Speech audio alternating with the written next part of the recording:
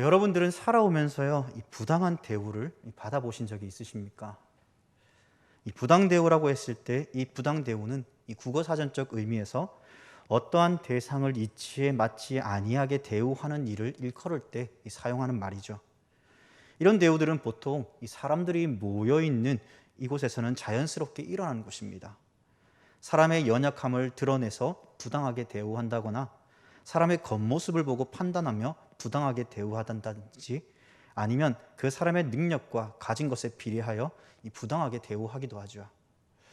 오늘 본문에도 나오지만은요, 이 사람을 외모로 보는 일에 있어서 저는 참 많은 부당함을 당할 때가 있었습니다. 이제 제가 대학교를 입학할 때요, 02년도에 입학을 했는데 이 02 학번을 원소 기호에 맞춰서 이야기하면은 O2 학번이라고 합니다. 네, 이미 웃으시는 분들은 왜 김두현 목사님이 O2 학번을 이야기할까 대충 감을 잡으신 분들도 계실 텐데요. 네, 선배 중 한 명이 OT 때 저에게 같이 친해지다 보니까 자연스럽게 저에게 장난치며 이렇게 이야기합니다.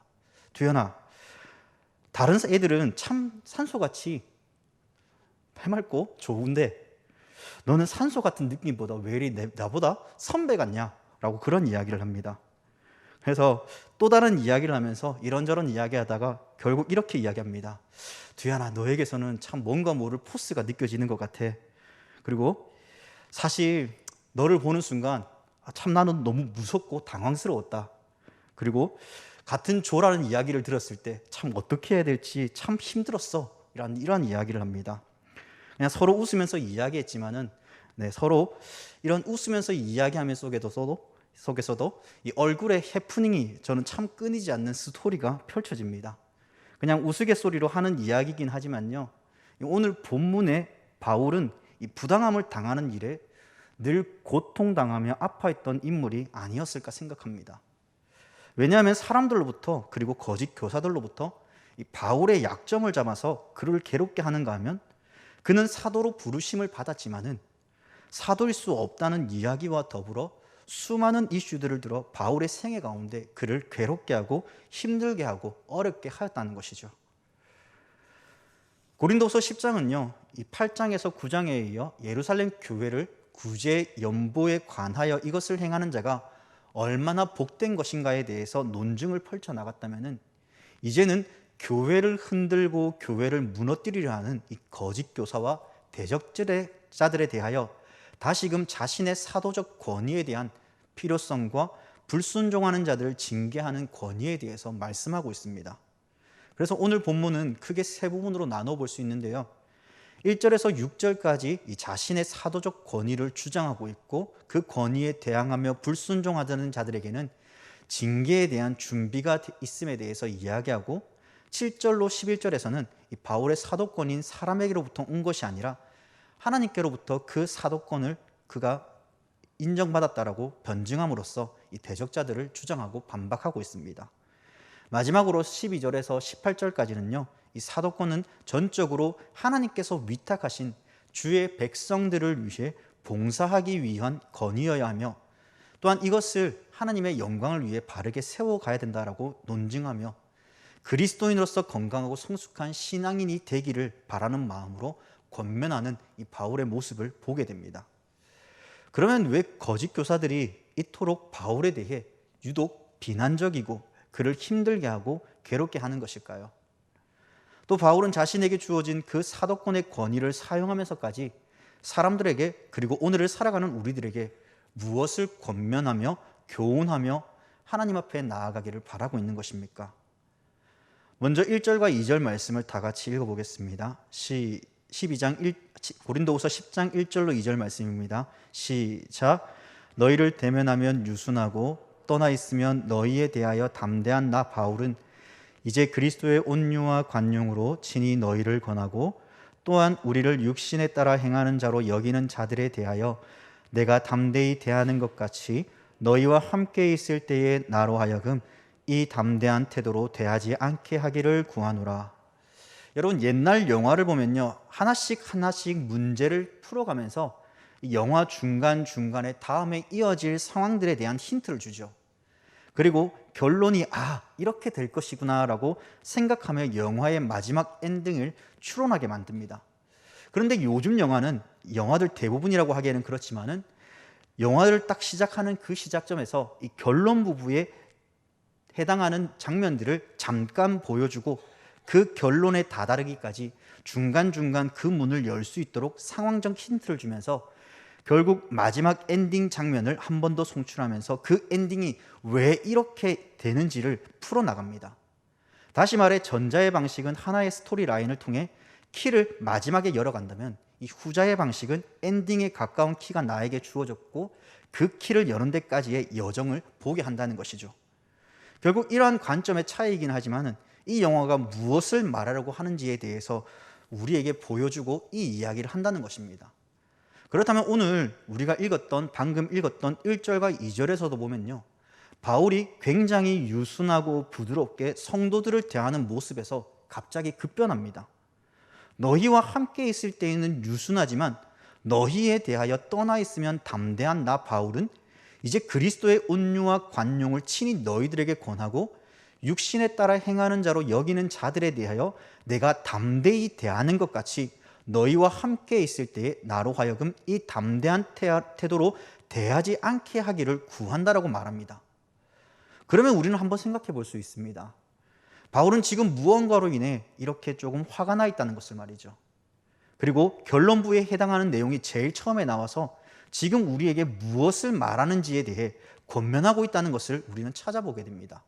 그것은 다름 아닌 이 6절에서 등장하고 있듯 하나님의 아는 것을 대적하여 높아지는 것을 다 무너뜨리게 하겠다는 그 생각입니다. 그리고 그리스도에게 복종하게 한다는 것입니다. 사람은 누구에게나 약점이 있죠. 그 약점은 다른 사람에게도 그리고 자기 자신에게도 좋지 않은 영향력을 미치는 것을 알고 있습니다. 오늘 1절에서도 이야기하고 있듯이 사람들은 바울의 강점보다 더 약점을 드러내고자 하는데 그 10절의 그 연약함을 잘 표현하고 있습니다. 10절 말씀입니다. 그들의 말이 그의 편지들은 무게가 있고 힘이 있으나 그가 몸으로 대할 때는 약하고 그 말도 시원하지 않다 하니, 아마 사람들은 생각했을 것입니다. 그가 사도라면 이 권위를 가지고서 대면할 때 힘있게 말을 해야 되는데 봐라, 그렇지 못하다는 거예요. 편지에만 힘이 있다라고 사람들은 이야기합니다. 그런데 여러분, 진짜 바울이 언어에 그리고 사람에 대면했을 때 그가 약했을까요? 아닙니다. 당시 유대 문화에서 최고의 성경학파라고 할 수 있는 가말리엘 학파에서 공부했던 그 바울, 당시 문화에서는 그리스는요, 여러분들도 잘 아시겠지만 철학과 웅변이 성행했던 시대였습니다. 그중 유창하게 설득력 있게 조리 있게 말하는 웅변가들이 많았고, 이 번창한 도시 중 하나가 고린도였는데 이 지역에 언변술이 뛰어난 사람, 철학이 뛰어난 사람, 수사학이 뛰어난 사람들이 많았다는 것입니다. 그들에 비하면 분명 바울이 언변이 연약했다라고 생각할 수 있지만 그 또한 아니라는 것을 우리가 한번 찾아보고자 합니다. 이것은 사도행전 26장 28절에 보면요, 아그리빠가 왕이 등장하는데 바울에게 이르되 내가 적은 말로 나를 권하여 그리스도인이 되게 하는도다라는 그 말하는 장면이 등장합니다. 이 배경은요, 바울이 2년간 감옥살이를 하면서 재판을 받게 되었는데 그 재판받는 장소에서 수많은 사람들 앞에 이 아그리빠 왕에게 당당하게 부활하신 예수 그리스도를 믿으라고 권하며 그가 한 말이 내가 적은 말로 나를 권하여 그리스도인이 되게 하는도다라고 고백하게 했다는 것입니다. 권위 있는 자 앞에서 당당하게 그는 복음을 전하였고 그 왕이 된 자에게 조차 그리스도인이 되게 하는도다라는 말을 들을 만큼 바울은 언변술이 뛰어난 자였습니다. 그러면 무엇입니까? 바울은 그의 생애에 있어서 그의 구원의 복음을 전하고자 할 때 당시 보편적으로 퍼져 있는 수사학이나 철학에 의존하지 않고 그 복음 메시지 핵심 자체만 전달되기를 바랬던 것입니다. 왜냐하면 복음의 핵심이 그것들로 인해 흐려지지 않기를 바랬던 것이죠. 그러면 거짓 교사들이 말하는 말들이 믿을 수 있는 것입니까? 아닙니다. 바울은 복음을 전하기 위해 그는 철학이나 수사학을 내려놓고 복음을 전하는 바울의 그 진짜 의도를 그들은 알 수 없었다는 것입니다. 그러므로 그의 말이 힘이 없다는 것은 뭔가 진짜 사도가 아니기 때문에 거짓 교사들은 그가 힘이 없다라고 사람들을 자꾸 선동하였던 것이죠. 그러면 무엇입니까? 거짓 사도들의 말이 얼마나 어리석은가를 알게 된다는 것입니다. 바울의 1절에서 말하는 바와 같이 그가 너희를 대면하면 유순하고 떠나 있으면 너희에 대하여 담대한 바울이 이제 담대한 태도로 대하려는 것은 그들의 거짓에 속지 말라는 것입니다. 자신이 가진 사도로서의 그 권위를 함부로 사용하지 않는 것 또한 권위로서 누리면 예수님께서 이 땅에 행하셨던 그 사역의 방식에 맞지 않기 때문에 그것들을 행하지 않았습니다. 예수님께서는 하늘의 권세를 가지셨죠. 그러나 하늘의 권세를 사용하지 않으셨고 겸손과 온유와 순종으로 모범이 되셨으며 그 권위에 따라 바울 자신 또한 그리스도의 겸손과 온유와 관용을 가지고 행하기 위해 그는 부단히 노력했던 자였습니다. 우리 또한 하나님께서 이 땅에 우리에게 주신 그리스도인의 직분과 권위가 있습니다. 이 권위는 나의 힘을 과시하는 것이 아니라 오직 그리스도의 겸손과 온유와 관용을 가지고 다른 사람들을 섬기며 예수 그리스도의 사랑을 전하기 위해 사용되어지기를 원하고 계십니다. 그러한 삶을 우리 모두도 꿈꾸며 살아가야 됩니다. 물론 여기서 꿈꾸며 살아가야 된다는 것은 그 꿈을 이루기 위해 실천해야 될 그 삶의 목표 또한 포함됩니다. 그렇다면 우리는 이러한 삶을 어떻게 살아내야 되겠습니까? 우리에게 주신 이 권세는 우리에게 무엇을 세우기 위해 주신 권세입니까? 먼저 성경은 우리에게 말합니다. 무너뜨리기 위해 주신 권세가 아니다라고 이야기합니다. 바울은 자신이 왜 이러한 권세가 주어졌음에도 불구하고 그 권세를 사용하지 않았는지에 대해서 다음과 같이 이야기합니다. 3절과 5절 말씀입니다.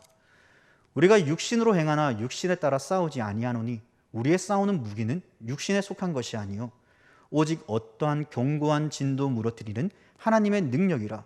모든 이론을 무너뜨리며 하나님 아는 것을 대적하여 높아진 것을 다 무너뜨리고 모든 생각을 사로잡아 그리스도에게 복종하게 하니. 여러분, 여기에서 육신에 해당하는 이 헬라어 단어는요, 이 사르크스라고 합니다. 인간적인 계획과 방법으로 번역됩니다. 쉽게 말하면 육신에 따라 세상의 가치와 기준에 따라 행하는 이 부정적인 표현의 방식인 것이죠. 그러면 왜 육신에 따라 싸우지 않는다라고 이야기하는 것입니까? 육신의 싸움은요, 말 그대로 치열한 공방이 일어납니다. 끝이 없습니다. 우리는 세계사 속에서요, 수많은 전쟁을 책으로 보았고 지금도 여전히 그 전쟁의 아픔과 분단의 아픔, 그리고 그 전쟁의 위기 속에서 우리는 살아가죠. 육으로 싸우다 보면 온갖 더러움을 보게 되고 심지어 폭동과 살인, 심지어 많은 사람들에게 절망을 안겨주기도 합니다. 결론은 무엇입니까? 인간의 욕망과 이기심에 의하여 육적으로 싸우게 되면 아픔이 생겨나게 된다는 것이죠. 거짓 교사들은 바로 이러한 점에서 자신의 이익과 유익을 위해 바울을 무너뜨리고자 하는 것입니다. 이것은 또한 진리에 대항하는 것 같은 것입니다. 그렇기에 바울은 우리의 싸우는 병기가 인간의 힘이 아니라 오직 하나님 앞에서 견고한 진을 무너뜨리는 하나님의 능력이다라고 고백하고 있는 것이죠. 왜입니까? 본문 5절에서는 하나님 아는 것을 대적하는 것이기 때문이며 조금 더 상세히 이야기한다면 에베소서 6장 12절에서 분명한 이유를 말합니다. 그것은 바로 바울이 싸우고 있는 것은 혈과 육의 싸움이 아니라 이 어둠의 세상 주관자들과 하늘에 있는 악한 영들을 상대하는 것이기 때문입니다. 왜 바울은 이렇게 이야기합니까? 우리가 싸우는 것은 육적인 싸움이 아니기 때문이라는 것이죠. 무너뜨리기 위한 싸움이 아니라는 것입니다. 영적인 싸움이기 때문입니다. 거짓 교사들은 하나님 나라와 예수 그리스도에 대한 복음을 전하지 못하도록 방해합니다. 이것은 곧 자신의 싸움이 육적인 싸움으로 인해 서로를 상처 입히고 무너뜨리며 괴롭게 하기 위한 싸움이 아니기 때문이죠. 이것은 교회를 무너뜨리려 하는 거짓된 교사와 대적자들을 향해 교회가 무너지지 않도록 하기 위한 것입니다. 그러므로 우리는 하나님께서 주신 권세를 교회가 아닌 영적인 일에 투쟁하며 하나님의 교회를 온전히 세워가도록 해야 되는 것이죠. 그러므로 우리에게 주신 권세는 무너뜨리기 위한 권세가 아니라 세우기 위해 우리에게 권세를 주셨다라고 바울은 이야기합니다. 사람들은 예수님께 신적인 능력을 나타내 보이라고 했습니다. 심지어 마귀 또한 하나님의 아들이심을 세상 가운데 선포하길 바라면서 광야에서 시험 당하실 때조차 철저히 예수님은 자신을 낮추셨습니다. 하나님 나라에 대해 철두철미하게 다른 것을 가르치는 것이 아니라 참된 진리를 가르치셨죠. 그 어떤 것으로도 그 무엇으로도 비견될 수 없는 그 하나님의 그 복음을 다른 것에 희석하거나 잘못된 것을 가르치는 것이 아니라 오직 진리의 말씀을 가르치셨습니다. 바울 또한 그 일을 위해 열심을 가졌던 사람이죠. 7절 말씀을 주목해 보시기 바랍니다.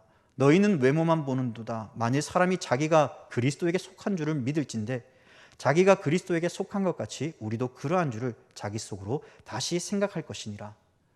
사람들은 외형적인 모습에만 집중했습니다. 그 외형적인 모습은 다름 아닌 당시 시대의 철학과 웅변술과 수수하게 눈에 보이는 그 사람들의 외형적인 그 모습들을 보며 현혹되어지면서 진짜 바라봐야 될 것을 제대로 보지 못한 것입니다. 복음의 능력에는 그런 것들을 더하지 않아도 그 자체만으로 충분합니다. 오늘날의 그 복음의 능력이 무엇입니까? 하나님의 말씀입니다. 그 말씀이 무기가 되어 견고한 진을 무너뜨리고 우리를 온전히 세워갈 것입니다. 그 말씀의 권세가 우리 교회와 공동체를 바르게 세워간다는 것이죠. 이것이 바울 자신에게 맡겨진 소명이었으며 예수님을 닮아가는 자로서 그 권세를 헛되이 사용하지 않고 그 권세를 바르게 세워 거짓된 교리와 가르침으로부터 성도와 교회를 보호하며 가르치고 전하는 사명이었던 것입니다. 예수님께서 우리에게 권세를 주신 것은 다른 이들을 넘어지게 하고 괴롭게 하며 힘들게 하기 위해 주신 권세와 힘이 아닙니다. 이 권세는 사람을 세우고 교회를 세우며 말씀을 바르게 세워 온전히 믿는 자들이 예수님의 가르침을 따라 살아가게 하는 것입니다. 말씀을 정리하겠습니다. 우리는 세상이 말하는 권세와 권위로 교회의 질서를 흔들어서는 안 됩니다. 외형적 모습이 기준이 되어 판단되어서도 안 됩니다. 그렇지 않으면 예수님이 우리에게 보여주신 모범과 그 가르침과 전혀 다른 길을 걸어가게 될 것입니다. 그리고 서로에게 큰 아픔과 상처를 주며 결국 교회는 그 아픔 속에서 살아가게 될 것이기 때문입니다. 그러므로 바울은 오늘 말씀을 통해 예수 그리스도의 모습을 닮으려 애쓰는 모습과 우리에게 주신 그 권세를 바르게 세워 서로 인정하고 세우는 참된 성도들로 세워지기를 원하고 있습니다.